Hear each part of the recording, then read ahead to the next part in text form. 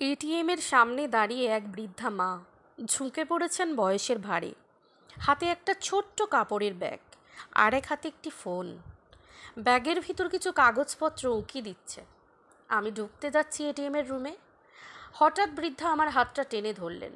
বাবা, তুমি টাকা তুলবে? ভাবলাম গেল বোধ হয় কিছু। বললাম, বলুন কি চাই। আমার ধারণা মিথ্যে প্রমাণিত করে বৃদ্ধা বললেন, আমার কিছু টাকা তুলে দেবে বাবা? আমি ওই ঘরে ঢুকতে বড্ড ভয় পাই। আমার খুবই টাকার প্রয়োজন। আমি বললাম, চলুন ভেতরে। বৃদ্ধা বললেন, না বাবা, আমি ওই ঠান্ডা ঘরে একদম যেতে পারবো না। আমি বাইরে থাকছি, তুমি আমাকে তুলে এনে দাও। এই নাও এটিএম কার্ড। টাকা তোলার নম্বরটা হলো 1212। আমি অবাক, এইভাবে এটিএমের নম্বর পিন কেউ বলে দেয়? বললাম, এই নম্বর কাউকে বলতে নেই। উনি বললেন, তাতে কি হয়েছে, তুমি বেশি টাকা তুলে নেবে তাই বলছো? না না, সেটা করব না। অগত্যা বললাম, বলুন কত টাকা? বাবা, 9,000 টাকা তুলবে। দুষ্টু বুদ্ধি খেলে গেল আমার মাথায়। আমি 9,000 পর পর 3বার তুললাম। 9,000-এর বেশি হলে ফোনে ওটিপি যাবে জানি, যেই জন্যই 9,000 করেই আমি তুললাম।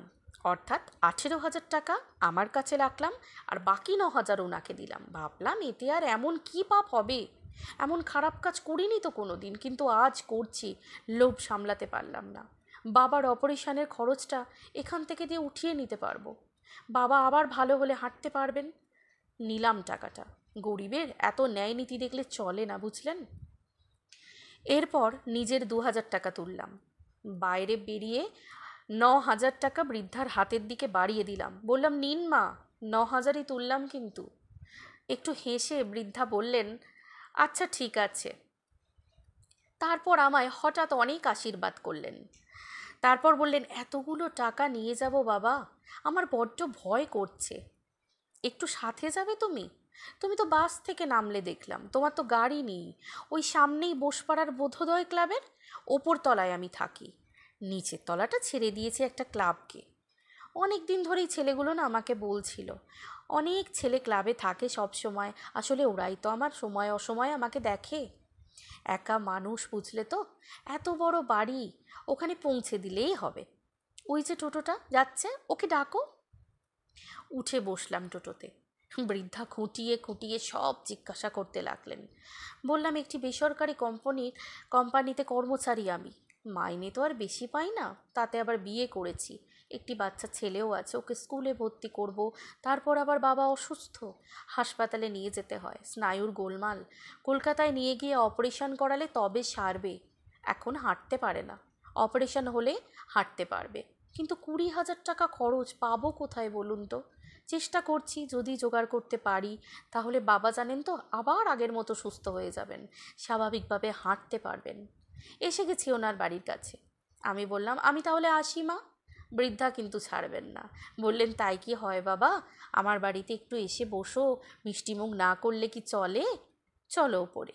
নিচের সিঁড়ির পাশে ক্লাব ঘর, ক্লাব ভর্তি ছেলে, সবাই দেখছে আমাদের। সিঁড়ি দিয়ে উঠে গেলাম। একটি মেয়ে দরজা খুলে দিল। আমি বললাম, তবে যে আপনি বললেন আপনি একা থাকেন?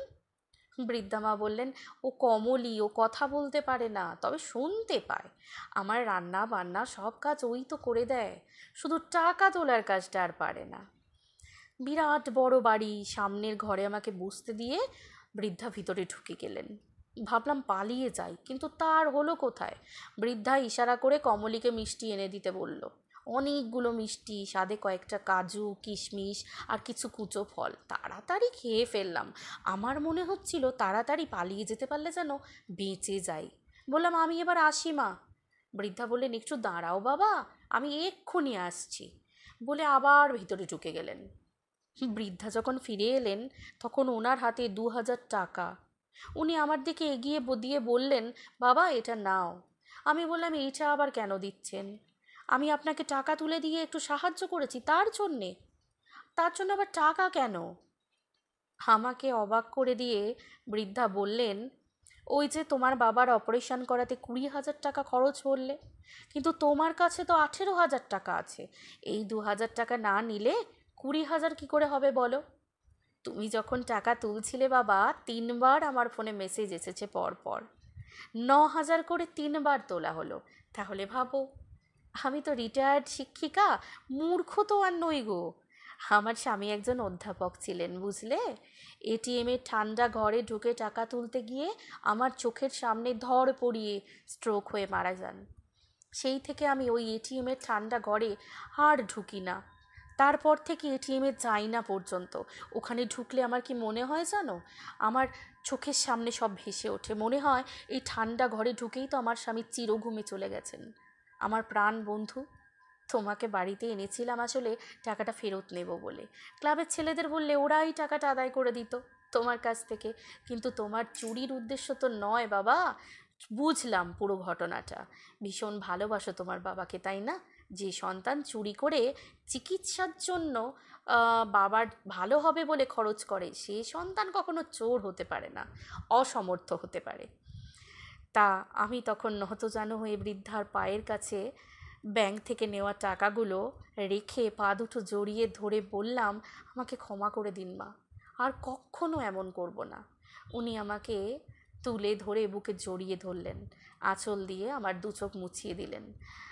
বললেন, যাও বাবাকে সুস্থ করে তোলো, আরও টাকা লাগলে বলো, দ্বিধাবোধ করো না। কিন্তু এক করুণাময়ী নারীর জীবনের এই যে করুণ কাহিনী হতে পারে, তা প্রথম স্বচক্ষে দেখেছিলাম, তাই আপনাদের সামনে শেয়ার করলাম। ভিডিওটা ভালো লাগলে লাইক করবেন, কমেন্ট করবেন আর শেয়ার করবেন। কাউকে ঠকাবেন না। কারুর দুর্বলতার সুযোগ নিয়ে তাকে ঠকানো কখনো উচিত না।